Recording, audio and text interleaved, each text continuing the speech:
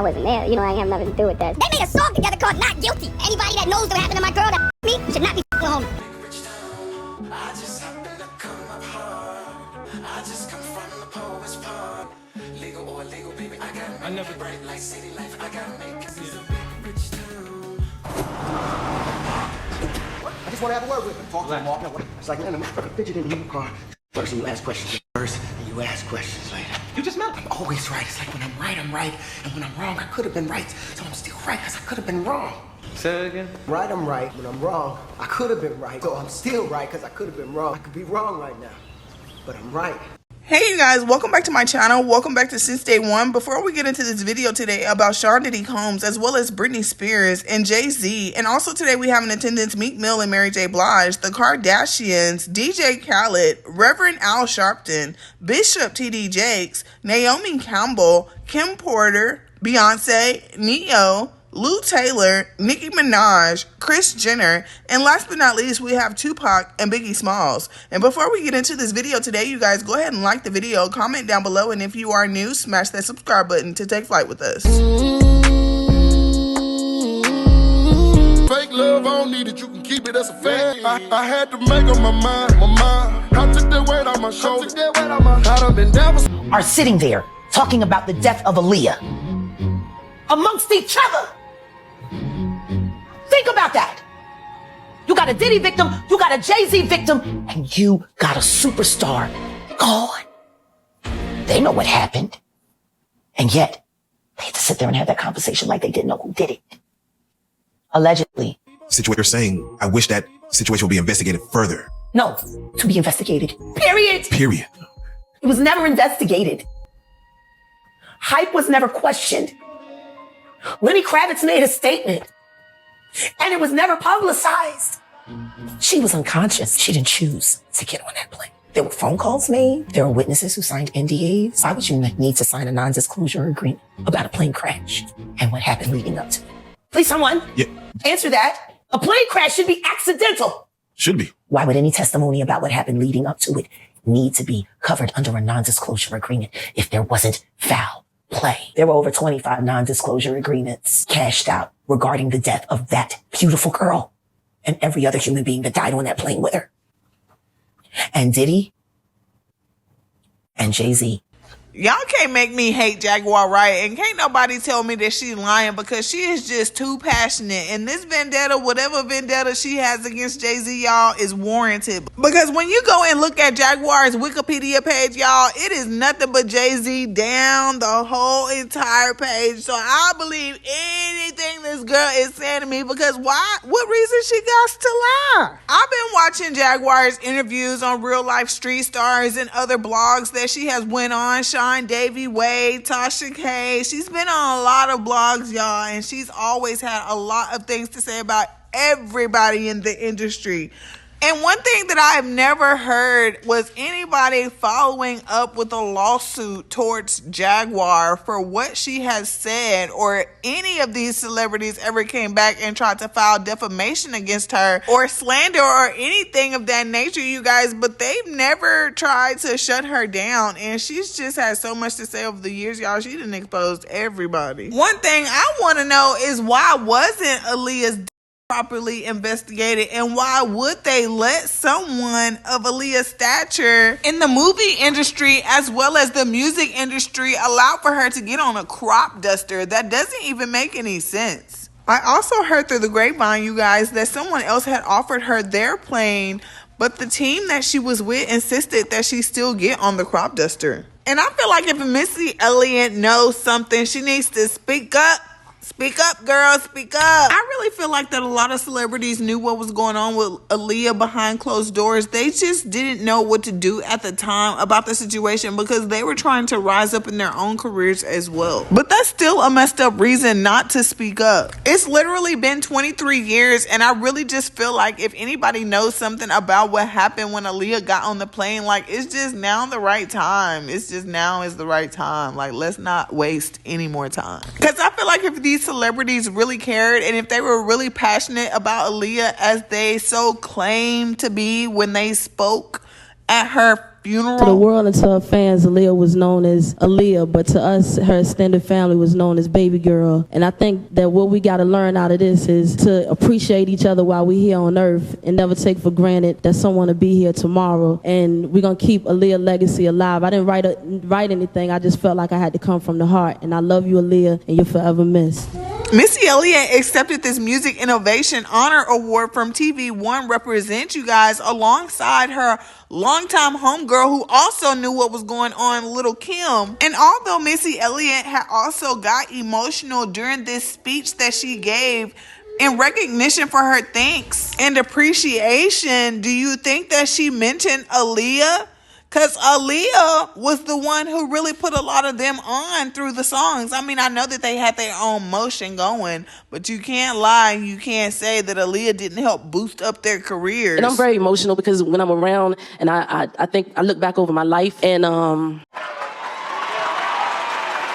I was sick. I couldn't even hold a pen to write. And it was so much to say give up. But as I stand here with all of you, I thank you because there's so much talent in this room. The energy, everything about us. I want y'all to know that we are special. Black people, we are special. Understand? Even before the death of Aaliyah, you guys, even before Jay-Z and P. Diddy went to Aaliyah's funeral, you guys, to pay their last respects, although social media feels as if they are the ones responsible for her demise. Sean Carter is worse. He's smarter. He's patient. The first time I ever saw Jay-Z or even heard him spit a rhyme was at an MC battle, street battle in New York. He showed up as a nigga that was with Big L. Yes. Big L was who put Jay-Z on. And then Big L died, and then the next thing you know, Jay-Z. Doing songs with Biggie and building a working camaraderie with Honeycombs.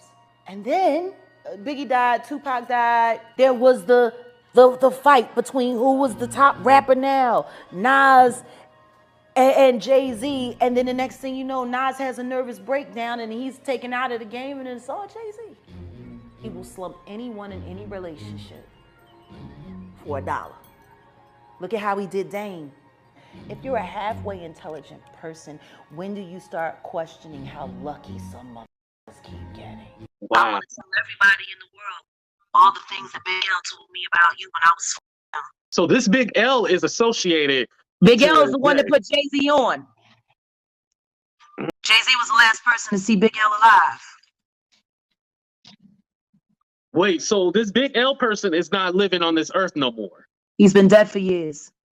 Word in these social media streets, you guys, that allegedly Jay-Z and Beyonce are going to be investigated by federal authorities next because either R. Kelly already told on them or Diddy is currently telling on them now because Jay-Z has already cut all contact with Diddy as of last year or the last few years now. And it's also being said that Beyonce is trying to get out of bed with Jay-Z, you guys, and that Jay-Z has recently been seeking out defense attorneys as well as divorce attorneys. So we coming to you live, Diddy late nights, anything can happen. I'm just vibing, it's so wide. You gotta keep that. Do you guys think that Beyonce knew what was going on with Jay-Z and Diddy, or do you think that she was oblivious to what Diddy had going on with Cassie? Because although word in these social media streets is that Jay-Z groomed Beyonce, they've been together well over 20 years, you guys. So, I mean, I'm pretty sure by now she has to know what type of person she married. Because after doing my research, I found that Jay-Z has been knowing Beyonce since she was about 15 or 16, although he didn't start dating her until she turned 18, you guys. The rumors is that he knew about her before she knew about him. Jay-Z started dating Beyonce when he was 31 years old and she was 18. And again, people want to emphasize that he was 27 when he first got introduced to Beyonce around the age of 15 or 16. Before Beyonce, Jay-Z briefly dated Aaliyah. Jay-Z and Beyonce dated for 7 years. And also during that time period, there was a lot of cheating allegations on Jay-Z's behalf, including with Free from 106 in Park. That didn't stop Beyonce and Jay-Z from secretly marrying on April 4th of 2008. I used to think differently about Beyonce telling Jay-Z that he taught her how to be a woman, but now with these allegations, it just seems as if she's just confirming to him that you groomed me. So you taught me everything that I knew about men because I was so gullible and naive before I met you. What else does Beyonce have to compare to? A high school relationship? Hi, my name is Beyonce. Beyonce Giselle knows, and I'm 16 years old. I just turned 16 about 4 or 5 days ago. My birthday is September 4th, 1981. I'm a Virgo, and for my birthday, I got my belly button pierced. And what I do in the group, I'm the lead singer, and my role in the group, my personality of the group is the serious one, the mother of the group, the one that try to get everybody in line. How to be a woman. You taught me how to live. You taught me how to be a friend. You've given me so much in life, and this is not enough. It's not enough I can give you. I just want you to be happy, and every year I'm even more in love with you, and I want to spend every day of my life with you.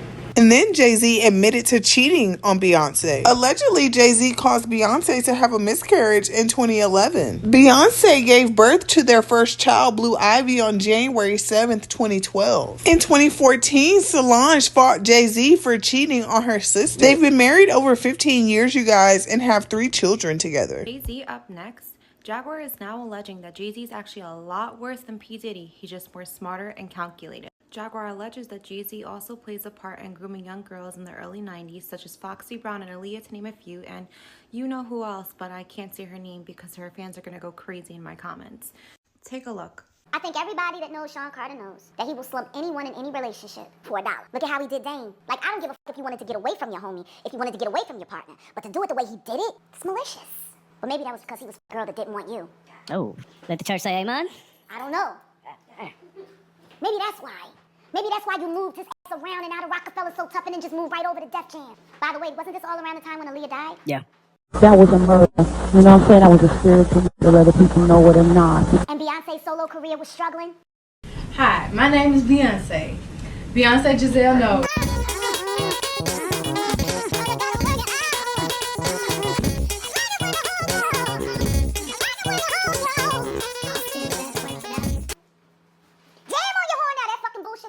From the Austin Powers shit, it was some of the worst shit ever. They were having a hard time taking her solo, and then Aaliyah died. And then they brought Rich Harrison in, and you know, she liked posing with him in pictures for Page 6. Aaliyah didn't.